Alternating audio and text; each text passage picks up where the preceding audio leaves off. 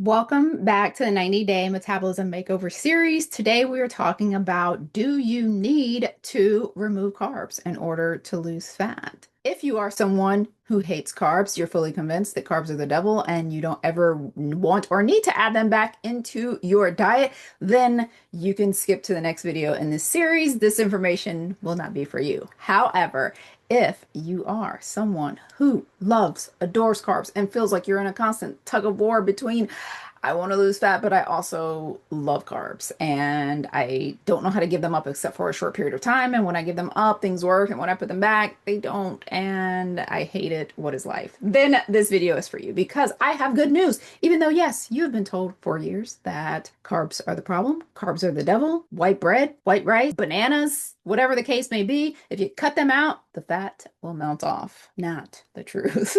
You don't have to cut carbs in order to lose fat. If you love carbs and want to keep them in their diet, but believe that you have to cut carbs in order to get success from your fat loss routine, that could be what is stalling your results. So, yes, the reality is there are zillions of keto success stories out there. There are millions of us who have lowered our carbs before and saw the magic, right? Of that first, especially first, second, third week of the water glycogen, just floating that water retention out of your body. It can absolutely be convincing, especially if you're a woman over the age of 40. You're going through cravings, you're going through mood swings. People are like, it's carbs. And you are like, you are correct. I need to get the devil out of here. Of course, that makes it seem really logical to slash them, right? Like, why would you keep this thing in that is causing you all kinds of harm? While there are a myriad of things that we can talk about here, I will definitely link to some videos before that I've done on low carb versus low fat and how to decide which one is best for you. And there's definitely people who do thrive on low carb. So we're not talking about that. The main point is an understanding, what does the science say, especially in reference to this series about healing your metabolism. So first and foremost, it is important to understand that people metabolize carbs differently, and a big part of why they metabolize carbs differently is because of the amount of muscle mass that they have in their body. So that is a side note, caveat, another video for another day. But right now, there are four main things that you want to remember when it comes down to the science of carbs and fat loss and how it affects your metabolism. Number one is that calorie deficit is what drives fat loss, not carb removal. When calories and protein are matched, low carb and high carb diets perform fairly equally. I talked more about this in the low carb versus low fat diet video. I will link to that, but that's the most important thing to understand is that when those two things are similar, the results are similar, even if they don't necessarily seem like it in that first week or so. Number two, eating a high protein diet and resistance training protects your muscles, which is in large part responsible for your metabolism, as we talked about in the video about BMR. So, in a lot of lower carb diets, the protein is already high. So, this is why sometimes that can be a misunderstanding. But when you are doing those two things, like we talked about in the first point, keeping your calories where they should be and keeping your protein where it should be, and then in the second point, putting your protein high while keeping your resistance training just as high, that is going to preserve your muscle mass. That is going to keep your metabolism high. If you also have carbs in your diet, that is going to help you to have some energy in the gym so that you're pushing harder when you're trying to build this muscle that you're trying to hold on to with your protein and resistance training. So in that sense, it can actually make your fat loss easier to sustain because of the fact that you're able to push harder in the gym to build this muscle, and then you are working out and eating in a way that allows your body to hold on to that muscle. The third thing is what I hinted to earlier. Although, yes, the low fat and low carb diets seem to be pretty similar as far as their results when calories and protein are the same, it can often seem like it's not because of what happens at the beginning of a low carb diet, that low carb magic when you drop your calories and you suddenly feel lighter and the bloat goes away. You get that little whoosh on the scale when that water weight goes down. It's important to understand that, again, Long term, you're going to end up at the same point. But B, that low carb magic is just water retention. It's just water and glycogen that is leaving the body. And as we've talked about in previous videos, water is not fat soluble. Losing water weight has zero things to do with losing body fat percentage. So that's always important to realize, even though water weight scale drops feel so good because they feel like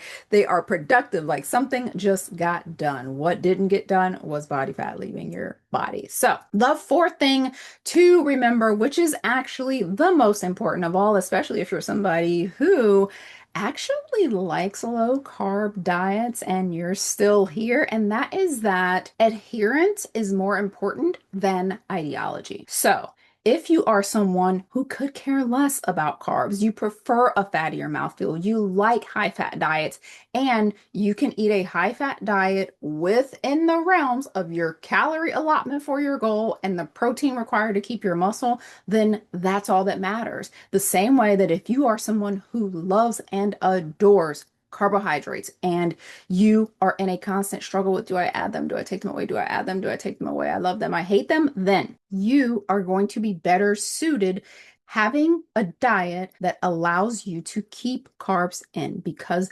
the diet that you can stick to is always going to outweigh the perfect thing that you're on again, off again with. So the reality is that some women actually thrive on low carb. That is their jam. Their body processes it well. They're using fat for energy. Their body metabolizes carbs in an uncomfortable manner for them, so they just don't like dealing with that.